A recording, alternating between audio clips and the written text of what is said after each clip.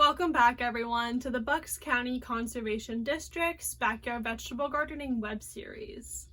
Last week, we talked about how to support agriculture in your community. Today's video is going to be the last one in this series, and we're going to talk about what to do with your garden after everything is harvested and the season has ended, as well as how to prepare for next season. The length of a typical growing season depends on your local weather conditions. For those who live closer to the equator and have higher temperatures year-round, their growing season can last the entire year. For those with cold winters, their growing season is a bit shorter, typically ending in the fall and beginning again in the spring. When temperatures begin to drop to the point that you can no longer grow any cool season crops like broccoli, cabbage, or lettuce, then it's time to finish your last few harvests and begin prepping for the off-season. Once all of your veggies are harvested, you have a few options on what to do with your garden during the winter. First, you can do basically nothing. Just leave all of that crop residue to die and cover the bare soil. This is really beneficial because it requires no maintenance, and that crop residue will help protect the soil surface from wind and water erosion. It can also be helpful to add another layer of mulch or leaf litter to add an extra layer of protection for your soil. Since you are leaving it fallow with no crops actively growing, weeds will grow through, so when the growing season begins again, you're going to need to do some good weeding. While leaving your garden fallow is the easiest option, it isn't the best use of your garden.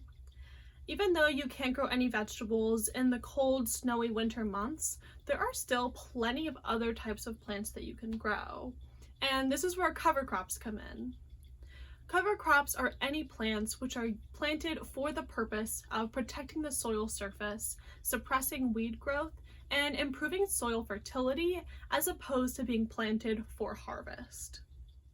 When it comes to cover crops, there are two main types to consider: winter-killed and winter-hardy. First, let's start by going over winter-killed cover crops.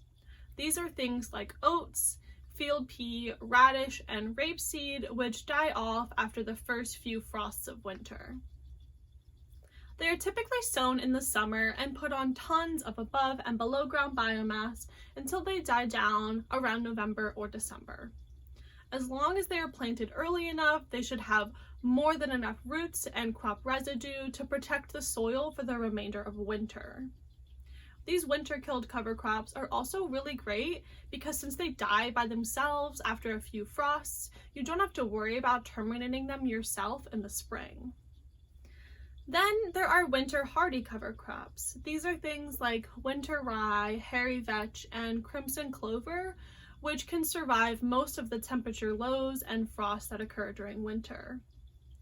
They are typically sown after summer crops are harvested. That way they have enough time in the fall to establish themselves, and then they can survive throughout the winter. Since they can survive these freezing temperatures, they will continue growing into the early spring, meaning you will need to terminate them yourself before you can plant anything in the spring season. When it comes to cover crops, they're a great practice for soil and water conservation in large-scale agriculture as well as small backyard vegetable gardens. If you want to utilize cover crops and which types of cover crops you want to use will depend on your local climate, planting plans in the spring, and long-term soil goals. Lastly, you could convert your vegetable garden into a beautiful backyard flower garden for the winter.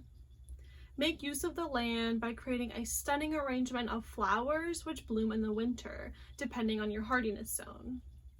Since Bucks County is in the USDA hardiness zones 6 and 7, some flowers that will bloom during our winters are Lenten rose, winter heath, snowdrop, winter pansies, English primrose, glory of the snow, winter jasmine, pussy willow, and witch hazel.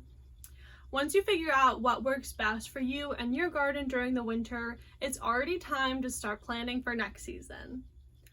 The first and most important step in this process is to do a self-audit of the last few months in your garden.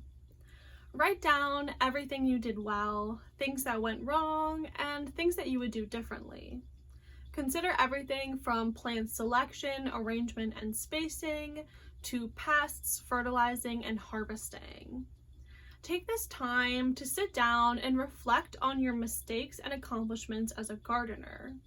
Each year you should be growing and learning, and your garden will be better because of this. Now you will need to decide what you're going to grow next season. This is so important because it will determine when you need to do things like germinate seeds, start seedlings indoors, and transplant them outside. Reflect on not only what you enjoyed eating the most, but also what crops did the best in your garden compared to which ones struggled the most. Once you know what plants you're going to grow, start coming up with a schedule for each crop, starting with the cool season plants that you're going to start in the spring, summer fruits and veggies, and the last cool season plants to grow in the fall.